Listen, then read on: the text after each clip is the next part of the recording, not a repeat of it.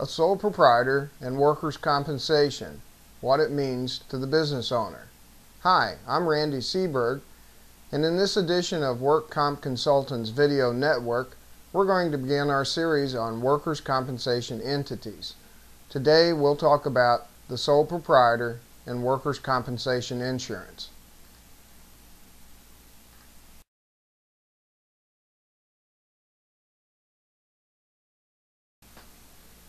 According to the U.S. Census, it's estimated that there's more than 23 million proprietorships operating across this country.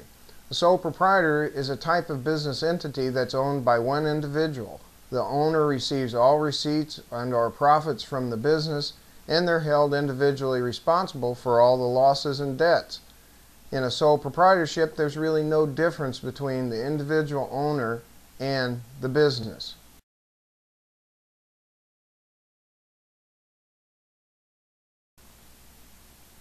The sole proprietor is one form of business entity that gets special treatment in a workers' compensation policy.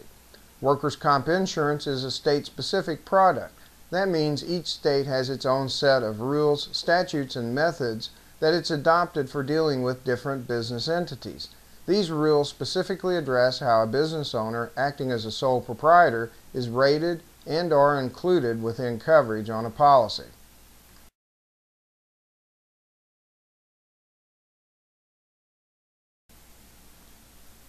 The name of a sole proprietorship business can take several forms.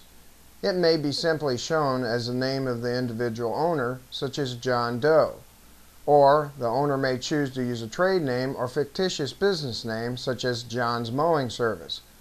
The business may then be shown as John Doe DBA or doing business as John's Mowing Service.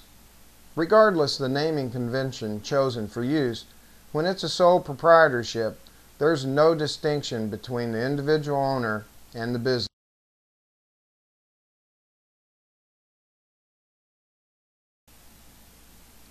Here's a few things about workers' comp you need to know if you're acting as a sole proprietor. In most states, a sole proprietor is excluded by statute from the Workers' Comp Act. In most states, a sole proprietor may elect to include themselves within the Workers' Comp Act. If included, there is generally a state-specific form that must be filled out and filed with the state authorities or the insurance company providing coverage.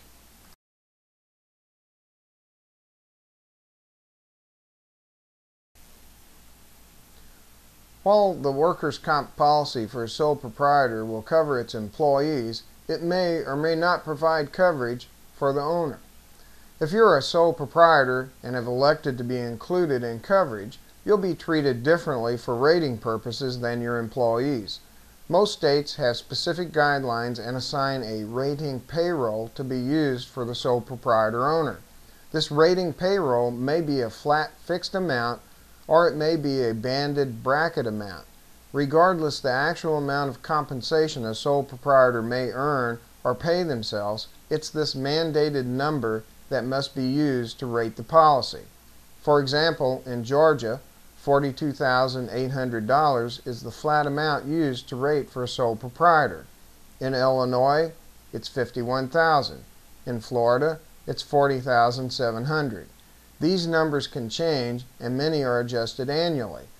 It's important to understand that regardless of the amount of compensation the owner, sole proprietor, actually earns, it's the rating payroll assigned by the state that's used to calculate the premium for the sole proprietor who's included in coverage.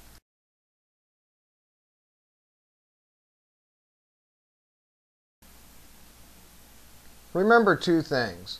One, in most states, sole proprietors must elect to be included in coverage, otherwise they are not. And two, if included, special rating rules apply as to how premium is charged. You can learn more about sole proprietors and workers' compensation insurance. Even look up the rating payroll at our website, workcompconsultant.com.